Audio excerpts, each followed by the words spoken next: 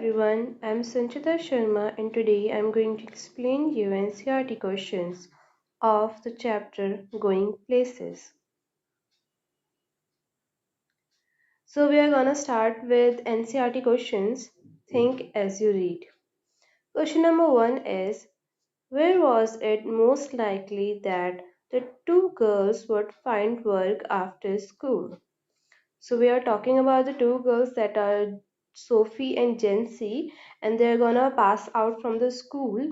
So we are gonna observe where they think they will find the work after school, or what are their dreams, what are their aspirations, something like that.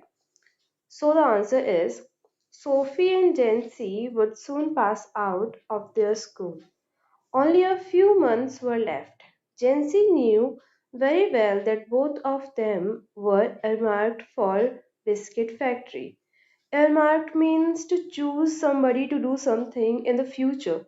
So she means to say that their future are already set. They're already set to work in a biscuit factory. There's no other way. So she has already accept the reality. She already knows what they have to do in future. Sophie had wild dreams about her career. Jency was a realist. She knew that they did not pay well for shop work and Sophie's father would not allow her to work there.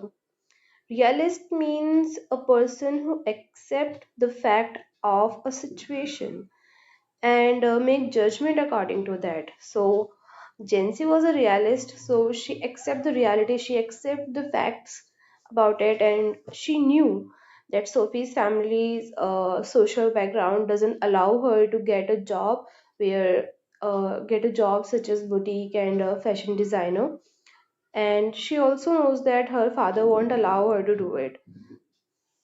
While Sophie was having wild dreams about her career.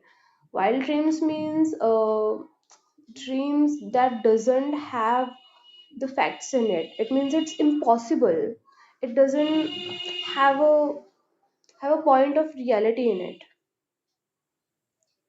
Our second question is, what were the opinions that Sophie was dreaming of? Why does Jency discourage her from having such dreams?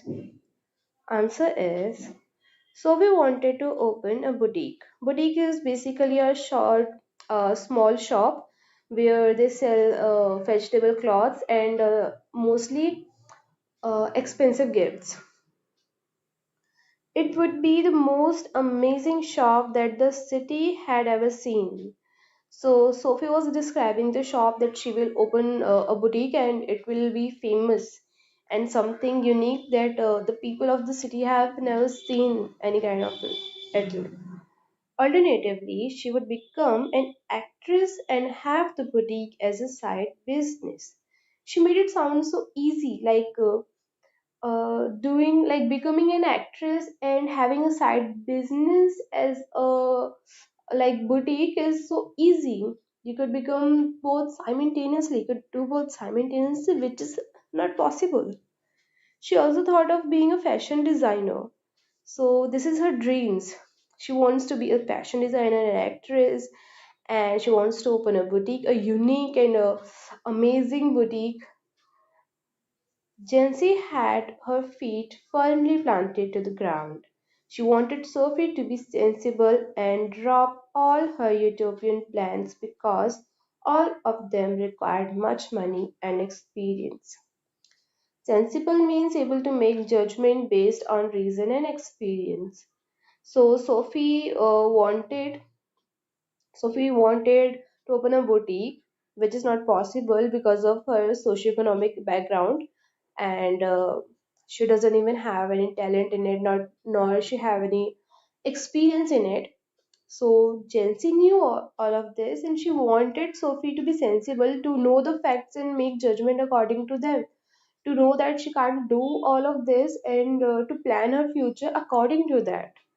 Utopian plans means utopia is a country where dreams come true. You could say it's all imaginary. It's too good to be true. So it's not real. It's an ideal society. So utopian plans mean something that will look good and exciting, and but it will not be true. It will not come true. So Sophie should drop all her utopian plans. Question number three. Why did Sophie wriggle when Geoff told her father that she had met Danny Casey? Danny Casey is a footballer. Sophie knew her father well. He would be angry if he knew of a meeting with a young Irish footballer. Irish in Ireland, and Ireland is an island near United Kingdom. Danny Casey. She didn't tell him. When Geoff told his father about it, he became angry. He turned his head to look at her with disdain. Disdain means to regard someone as unworthy of one's notice or respect. So he totally ignored her. Sophie wriggled where she was sitting at the table.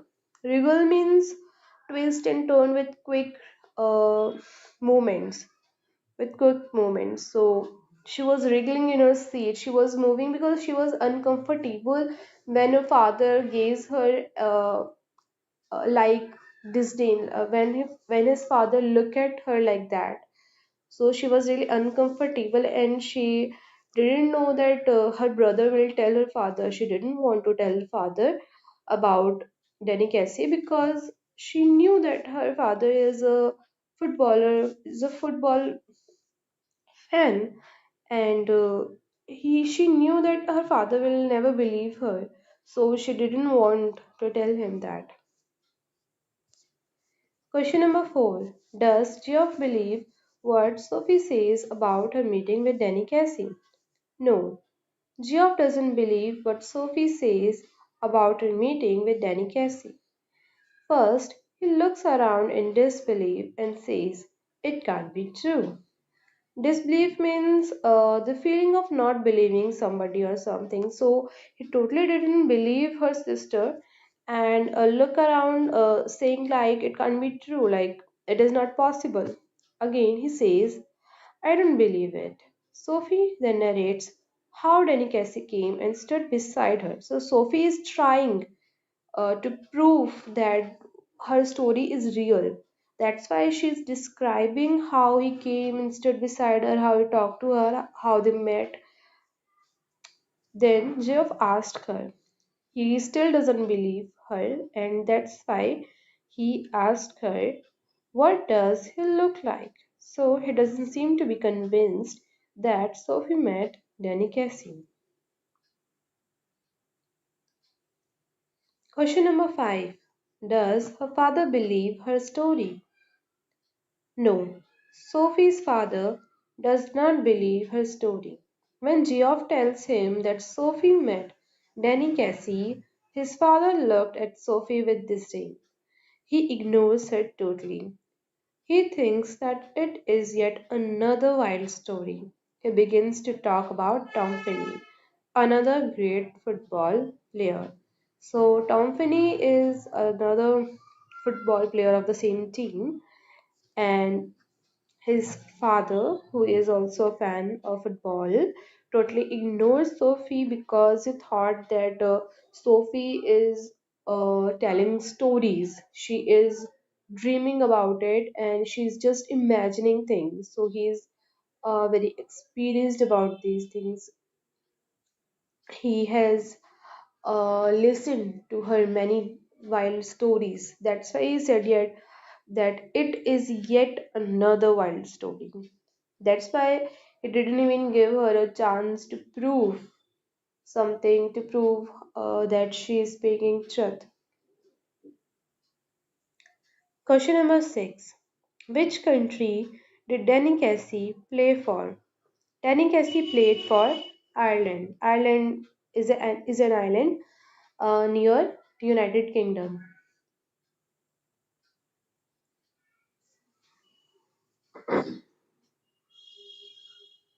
Question number 7.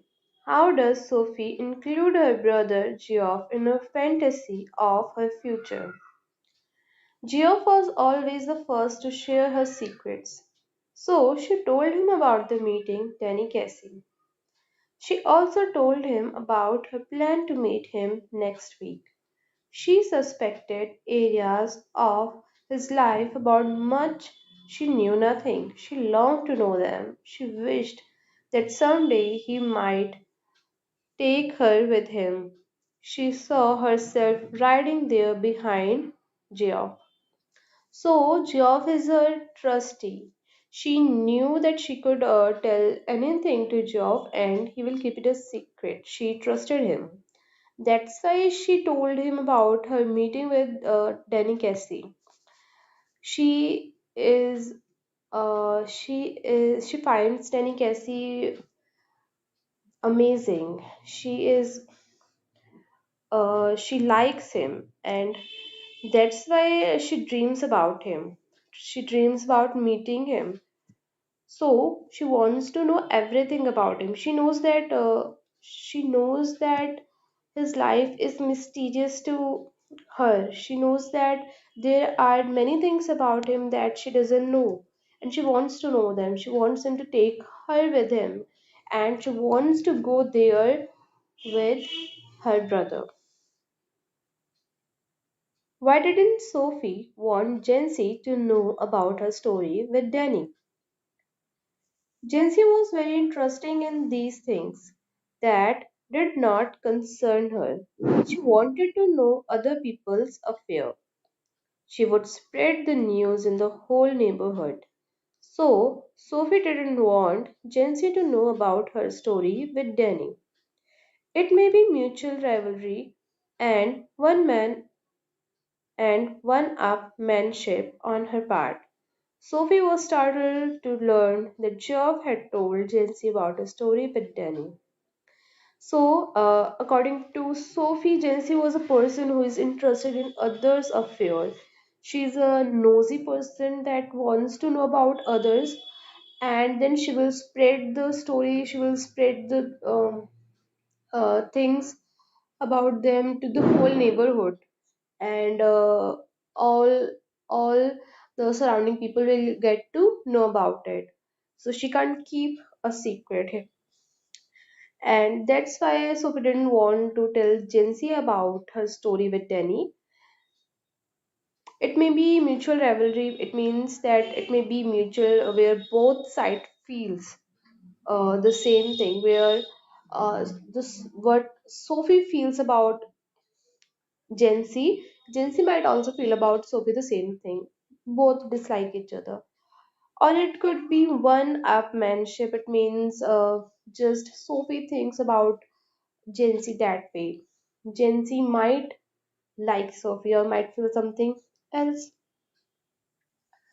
And that's why she was startled to learn that Geoff had told Jency about a story with Danny. Startled means she was shocked. She was surprised that Geoff had told Jency about their story because she trusted Geoff and she thought he will not tell someone else. And when he told Jency, which she doesn't want to know, she was shocked. She didn't know what to do.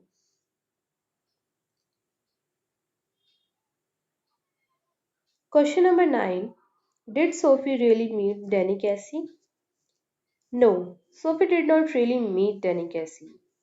She was very fascinated by the young Irish footballer. She imagined his coming. She sat in the park waiting for Cassie and knowing that he would not come.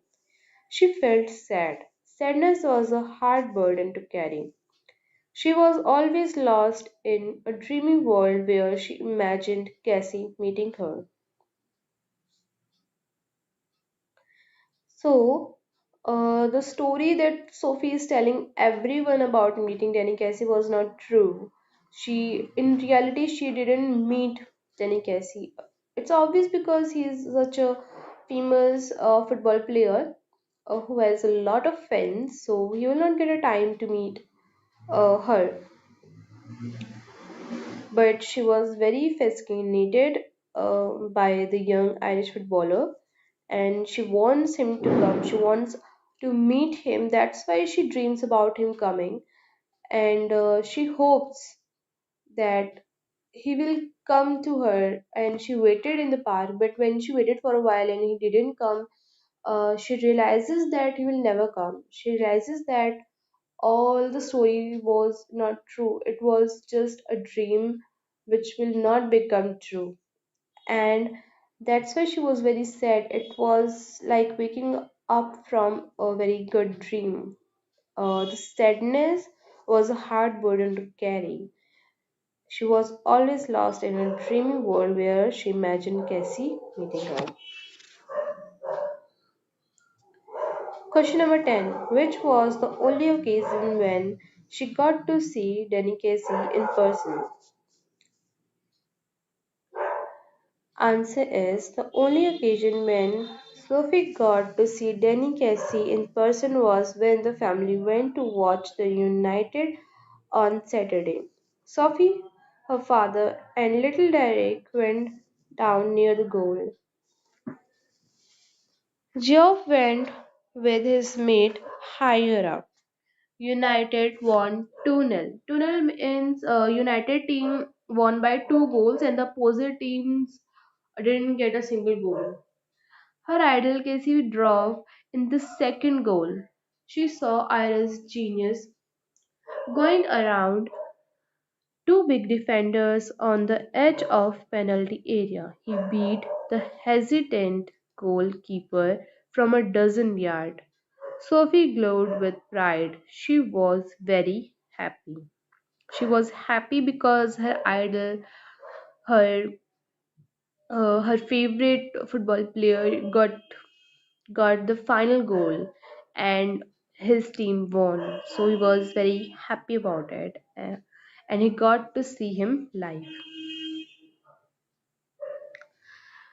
Now let's move on understanding the test. Question number one. Sophie and Jency were classmates and friends. What were the differences between them that show up in the story? Answer is Sophie and Jency are poles apart in taste and temperament. Temperament is a person's character, affect the way she or he behaves. So basically, it's their character. So their character were totally different, and how they feel, they behave, they thought are also very different. Sophia has fantastic dreams and floats in a fairyland. She is incurable escapist who won't come out of her dreams. Escapist means escaping from reality.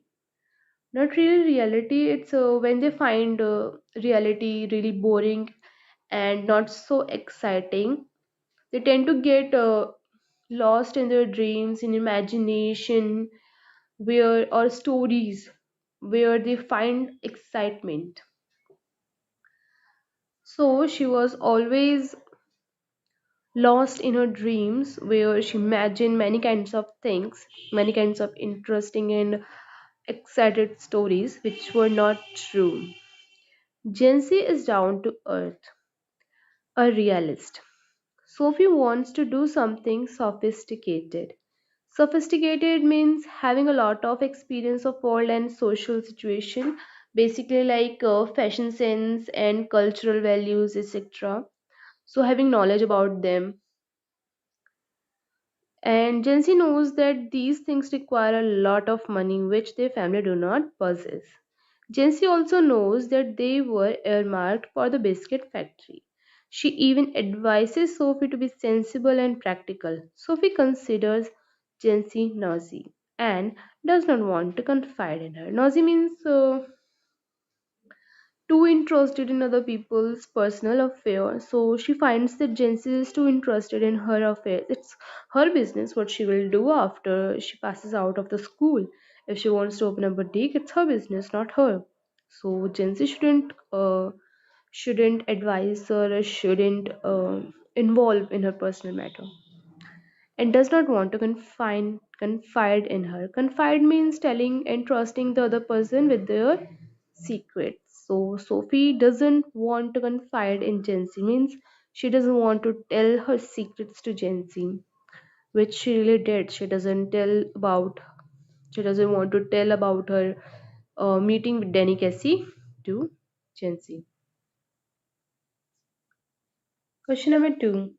How would you describe the character and temperament of Sophie's father? Sophie's father has a plump face looking grimy and sweaty. Plump means fat and round face, and grimy and sweaty means very dirty and sweaty. He doesn't seem to be soft or sophisticated man.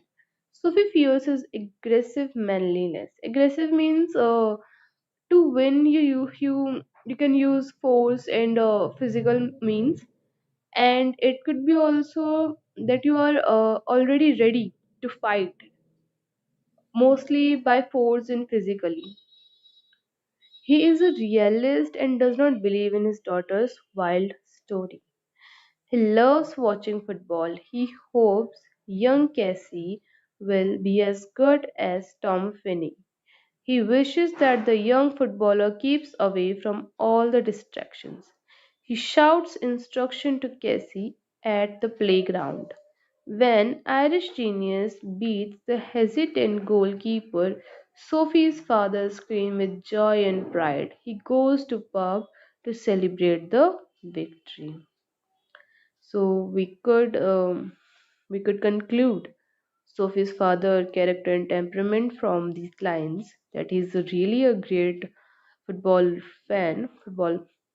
and he loves football, and he's a fan of a young footballer named Cassie, and that's why he will go to watch him play live. And when he wins, he was so happy and prideful, like he won, and he even gone to a pub to celebrate the victory. Question number 3. Why did Sophie like her brother Geoff more than any other person? From her perspective, what did he symbolize? Geoff is the only person who listens to Sophie's fantasies and long cherished dreams. His father is too bossy and aggressive. He hates Sophie's fantastic stories. Fantasies means activity of imagination, impossible and improbable things. Means you are imagining something impossible. He hates Sophie's fantastic stories. Even little Derek makes fun of her growing rich. Derek is her younger brother. Her classmate Jancy is noisy and can't be trusted with a secret. Only Jeff can be trusted to keep all the secrets of Sophie to himself. Well, Sophie's circle is not that big. She only knows a few people, and she trusted Geoff more than anyone with her dreams and fantasies, because he is the only one who will listen to her willingly and will not go spread around these things and will not laugh at her. While her brother laugh at her, her father doesn't believe her, and Jency always tries to give her advices and her peace of mind. So she just want Geoff to listen to her. From a perspective, Geoff symbolizes an elder brother who has grown up and visited places unknown to her. Well, Geoff is grown up and he is doing a job, a mechanic, so he has to go to different places where Sophie has never gone, and that's why she's saying that he goes where he visited places unknown to her. She wished that someday her brother might take her to those places. Well, because he is reserved person and he doesn't tell about her experiences about those places to Sophie, so Sophie is very excited and curious about those places. She wants to go there with her brother. He is sympathetic and cautious her by telling her that Cassie might have strings of girls. Sympathetic means showing that you understand other people's feeling, especially their pain. So he sympathizes with her because he knows that whatever she is telling is not true.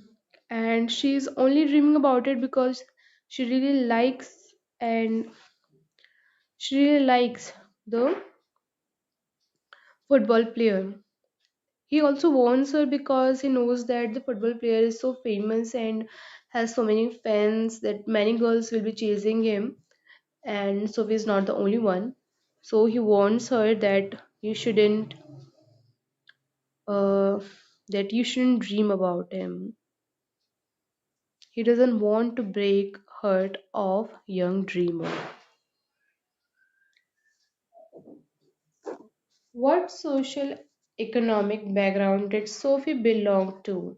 What are the indicators of her family's financial status? Sophie's belonged to a low middle class family. She is an escapist and has wild dreams. She dreams of things she can't have in real life. Jincy tells her that boutique needs a lot of money, and Sophie knows that family doesn't have money. She says, if ever I came into money, I will buy a boutique. Even little Derek understand her unrealistic nature. So Sophie knows that her family doesn't have enough money to open a boutique, and that's why but she doesn't give up on her dream. She says that if we have money, then I will definitely buy it. And even her younger brother says that she is even her younger brother knows about her unrealistic dreams that will never come true. It's impossible. Geoff occupations reflect their socioeconomic background. He is an apprentice mechanic. It means a person who works for a low pay in order to learn skills needed in a particular job. So he is not a real mechanic, but he is learning to be a mechanic and he is willing to work for a low wage. So he could learn the skills of the mechanic. He travels to his work every day to the far side of the city. His jacket is shapeless. His father lacks sophistication. He is a heavy breathing man. He sits in his vest at the table. He grunts and tosses one of little Derek's little Derek's shoes from his chairs on the sofa. There is stove in the same room where dirty washing is piled in the corner. Sophie's father goes to pub on his bicycle. All these indicators confirm their lower middle class family background. So Derek's job, Sophie's dreams, and his father's character behavior and the description of their house. These indicators that suggest their background. Talking about the text.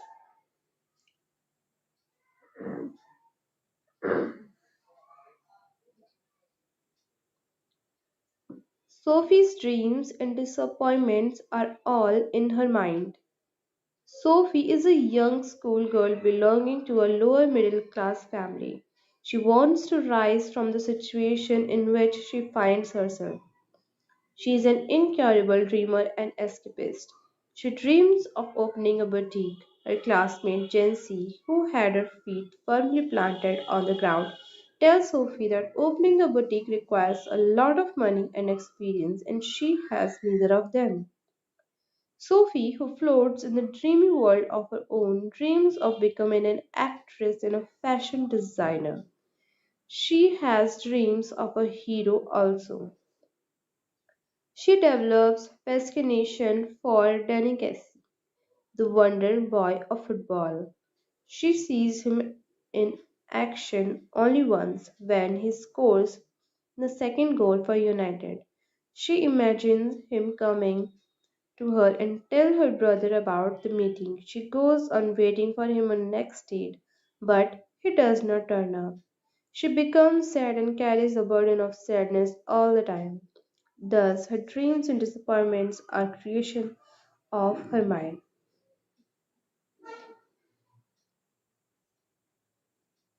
So, her dreams are creation of her mind because she imagines something that is not possible because of her social status or economic status, or because she dreams of a player who is already really famous and who has a lot of fans and is a lot busier, so he can't come to a little girl to play with, he can't meet her.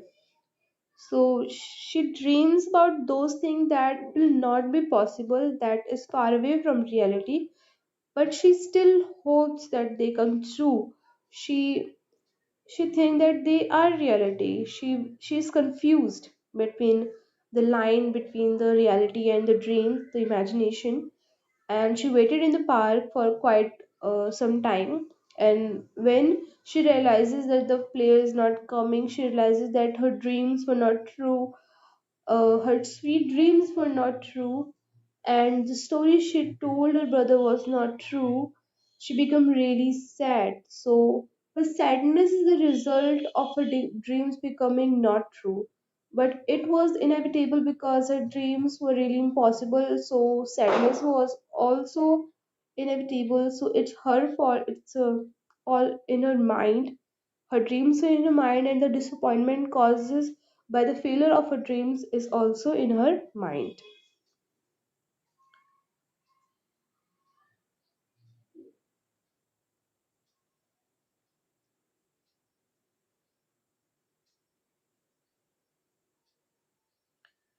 Question number two.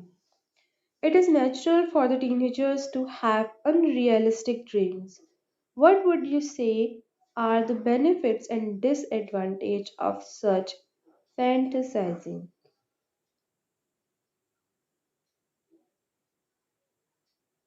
Answer is teenagers have boundless enthusiasm and ambitions. Enthusiasm is a strong feeling of excitement or interest in something, and ambitions is something that you very much want to have or to do. So teenagers have a lot of excitement, interest, and if they're interested in something, they want to do it, they want it. And ambitions is that they want to do something when they desire it. They want, if they're interested in it, they want to do it. They have sweet dreams and go on fantasizing. It is natural for them to do so. Every youth is a dreamer. Every great scientist or writer has a dream. Without something to aspire for, one can't strive to achieve the goal. It means that every successful person has one's dream to be successful. If they if they hadn't had a dream to be successful person, they wouldn't have aspired to be one. Aspire means having interest in having a resolution to do something. You are aspiring for it. That means you want to do it, and you are going to do it. So every successful person was once a dreamer. He dreams to be successful, and he aspired to be successful. He did a lot of hard work to be successful because of that dream, and now his dream comes true and he is successful. Dreams lead to the golden gate of success. Some teenagers float in the world of fantasy. They have unreal dreams. It is just like a child asking for the moon. Like dreaming is good, but and if you wanna make them true, then it is also good because you are having a goal now. Your goal is to make your dream come true, and for that, you're gonna do a lot of hard work, and you're gonna learn something from it. But when we have some unrealistic dreams, it becomes a really big problem because uh, even if you did a lot of hard work or whatever you did, you can't make the dream come true, like having a moon for yourself. A child demanding a moon or dreaming about having moon for himself will not come true. Even if you become a scientist, even if you reach the moon, you can't capture it for yourself, right? It's impossible. So, a lot of hard work will not get the dream come true. Unrealistic dreams. They have a real dream. It is just like a child asking for a moon. Their feet are in mud and they dream of stars in the sky. Such fantasizing results in disappointment and disillusionment. Disillusionment means a feeling of disappointment resulting from the discovery that something is not as good as one believed it to be. So, when they are living in their dream world, they dream of something good and exciting and they believe it is good. But when they realize the reality, when they realize their dreams will never come true, uh, and when they realize that it is impossible, and they realize that it is not good as it ought to be, they were really sad and disappointed in the results. Feet are in mud and they dream of stars means that your circumstances will not allow you to make your dreams come true. Like we are talking about Sophie. So Sophie's social economic background, her family situation, and her talent and her experience, these are the qualities that will not allow her to open a boutique.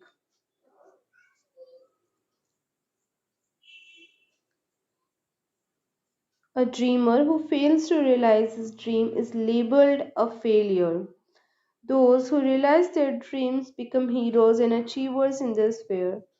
I think it is better to have dreams even if you fail to realize them.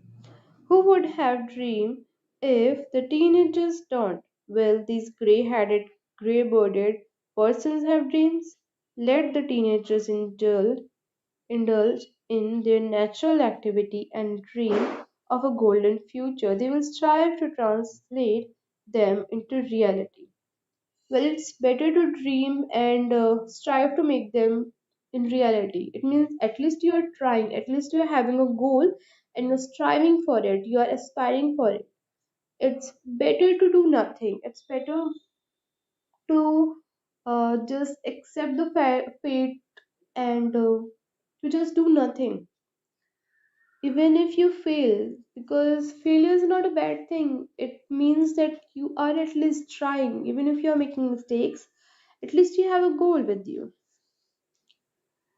And it's saying that teenagers will dream. It means this is the age of dreaming, this is the age of making goal for yourself. Even if these are fantasies, even if these is just imaginations, it's good to dream, because these gray-headed and gray-bearded person will not dream, and it means that old people who have already crossed their youth years, who doesn't have much energy in them, will not dream. So that isn't the age of dream. Age of dream is now, where we have the energy and the ambitions and the courage to make them dream. Working with words. Notice the following expressions. The highlighted words are not used in a literal sense. Explain what they mean. Literal sense means if you are giving a sentence and we are saying the meaning of it, we are using it, then that doesn't mean that we are using it in its literal sense. I mean, the what the words mean, what the sentence means, doesn't mean that we are using it in the sense of its meaning. It may be entirely different from its real meaning.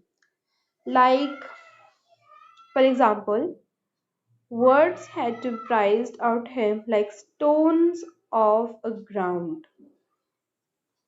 So, when we talk about prized out of him like stones out of ground, we are not taking stones out of him or real stones out of ground. It is just a phrase. We are saying that it is as difficult as taking stones out of the ground. So, its phrase meaning is words had to be prized out of him. He was so silent that words had to be extracted from him with great difficulty or force. So he was very choosy with his words. Second is Sophie felt a tightening in her throat. So we didn't really tighten her throat. Her throat is not really tightening, and that's why she is having problem in breathing. It's just a way of saying that she's feeling lots of emotions at a time. Phrase meaning is tightening in her throat means Sophie felt a stiffness in her throat and felt upset. Question number third is on Saturday they made their weekly pilgrimage to United.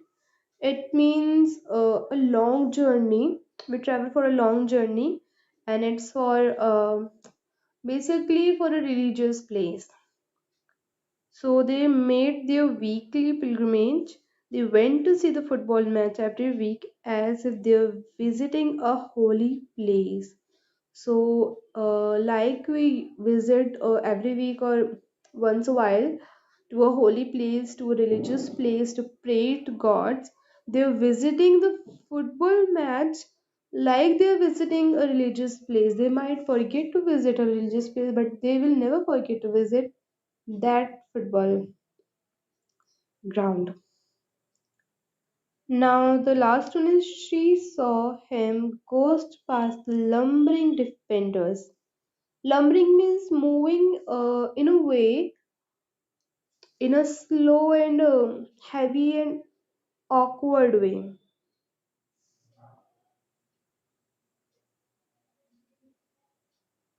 So, defenders are lumbering. It means they are slow, heavy, and awkward. And ghost pass means he was really fast. Like ghosts are invisible, and even if they pass by you, you will not notice.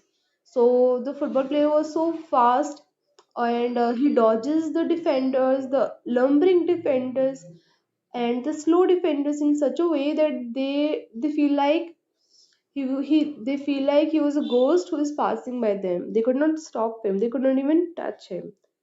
So making a silent move or running to dodge and deceive.